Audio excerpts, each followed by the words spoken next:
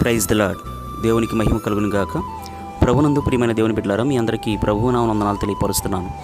ఈరోజు దేవుని వాగ్దానము, తన యందు భయభక్తులు గల వారి కోరిక ఆయన నెరవేర్చును. కీర్తన గ్రంథము 145వ అధ్యాయము 19వ వచనము. ప్రభునందు ప్రియమైన వాళ్ళారా, ఈరోజు మరి దేవుడు స్పష్టంగా నీతో మాట్లాడుతున్నాడు.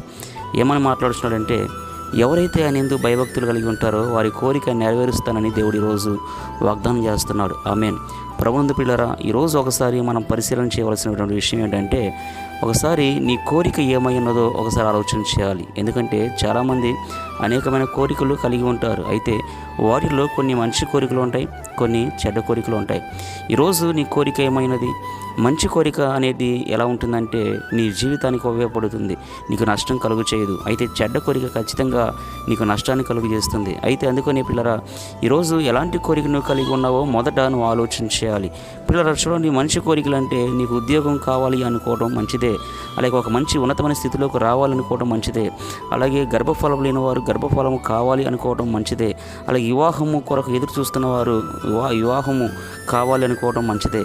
పిల్లరా, ఒక మంచి గృహం నిర్మించుకోవాలనుకోవడం కూడా మంచి కోరికే.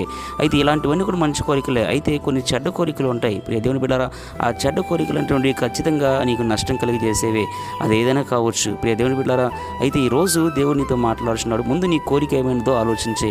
నువ్వు కనుక మంచి కోరిక కలిగి ఉన్నట్లయితే ఆ మంచి కోరికను దేవుని యొద్ద పెడితే ఖచ్చితంగా దేవుడు ఆ కోరిక నెరవేరుస్తాడు.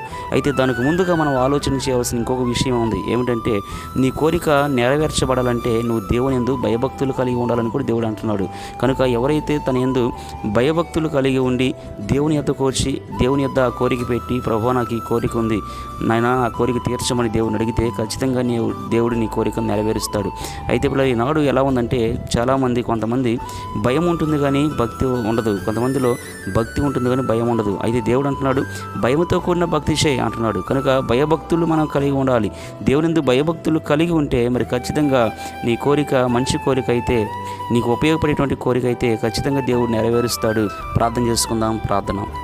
మహాపరిశుద్ధుడైన మా ప్రియ పరలోకపు తండ్రి, మీ పరిశుద్ధమైన పాదాలు స్తోత్రం చెల్లిస్తున్నాం. ఈరోజు మీరు ఇచ్చినటువంటి వాగ్దానాన్ని బట్టి తండ్రి మీకు స్తోత్రాలనైనా. తన యందు భయభక్తులు గల వారి కోరిక నెరవేరుస్తారని మీరు మాట్లాడుతున్నారు తండ్రి, మీ స్తోత్రాలు. ఈరోజు ప్రభు ఎంతమంది యొక్క వాక్య భాగం వింటున్నారో ప్రతి ఒక్కరిని మీరు దీవించండి.